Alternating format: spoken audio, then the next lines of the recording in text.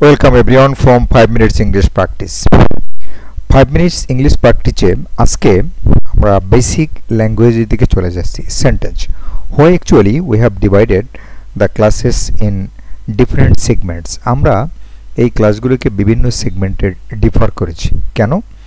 কারণ শুধুমাত্র স্পিকিং অথবা ভোকাবুলারি দিয়েই কিন্তু আসলে চলবে না। সকল ধরনের শিক্ষার্থীদের জন্য যেহেতু এই প্ল্যাটফর্মটি 5 মিনিট ইংরেজি শেখার আমরা একটা প্রত্যয় নিয়েছি, তাই আমরা এখানে বেসিক ক্লাসগুলোর ভিতরে প্রথমে আমরা সেন্টেন্স নিয়ে আলোচনা করব আজকে। তো সেন্টেন্স কেন সেন্টেন্স নিয়ে আলোচনা? To my mind actually in my practical teaching life most of the students what actually they give us their answer. তারা আনসার দেয় কি, if we ask them how many kinds of sentence, actually they say sentences are 5. Some answered sentences are 3. A few people only they answered sentences are 2. Basically sentences are 2. আসলে sentence কিন্তু দুই প্রকার। প্রথমে এটা ভাগ করে নিতে হবে according to meaning, according to structure. According to meaning sentences are actually 5. According to structure sentences are 3. তো আজকের ক্লাসটিতে আমরা দেখানোর চেষ্টা করব সেন্টেন্সের বৈশিষ্ট্য। তার আগে প্রথম স্লাইডটিতে আমাদের যেটা চলে গিয়েছে, এই কথাগুলি সেন্টেন্স সম্পর্কে আমাদের একটু জানা দরকার। মূলত সেন্টেন্স বা বাক্য হলো কতগুলি অর্থপূর্ণ শব্দের ব্যাকরণগত সুসংগবদ্ধ কাঠামো বিন্যাস। We know that very well. সেন্টেন্সের বৈশিষ্ট্যটা কি আসলে প্র্যাকটিক্যালি?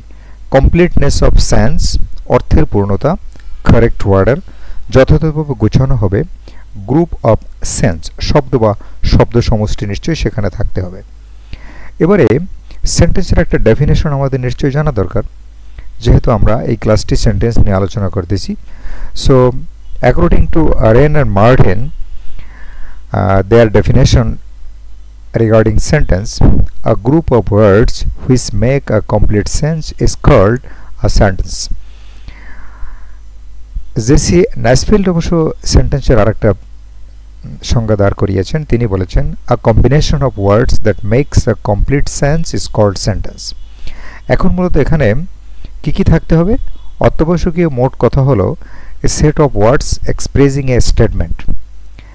নিশ্চয়ই a set of words কতগুলি শব্দের গাঁথুনি হতে হবে যেখানে প্রকাশ পাবে a statement, একটি বর্ণনা বা বিবৃতি, a question, সেখানে প্রশ্ন থাকতে পারে, or an order, সেখানে আদেশ থাকতে পারে, কমান্ড থাকতে পারে, usually containing a subject and a verb. আর সেন্টেন্সে সাধারণত একটা সাবজেক্ট এবং একটা ভার্ব থাকবে। সংক্ষিপ্তভাবে আমরা কি বলতে পারি? Sentence is a word or a group of words arranged in proper order having a complete sense. এখানে একটি মজার বিষয় আমরা উল্লেখ করতেছি, সেটা হলো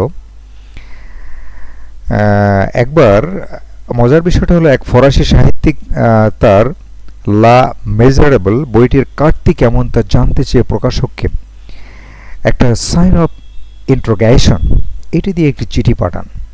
ইট ইজ এ রিয়েল ম্যাটার।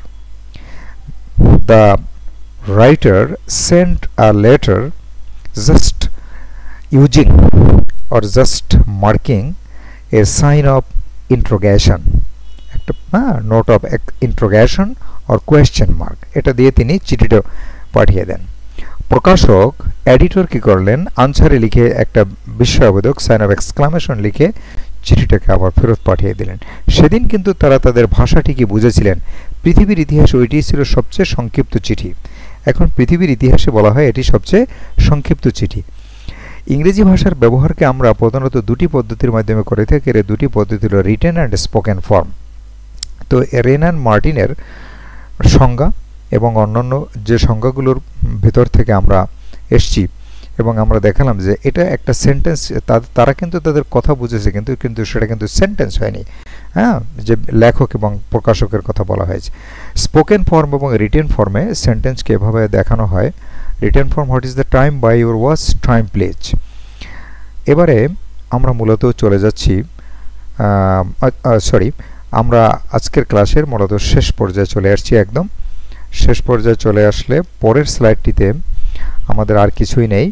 আজকের ক্লাসে এখানে সকলকে ধন্যবাদ জানিয়ে আমরা ক্লাসটি শেষ করে দিচ্ছি।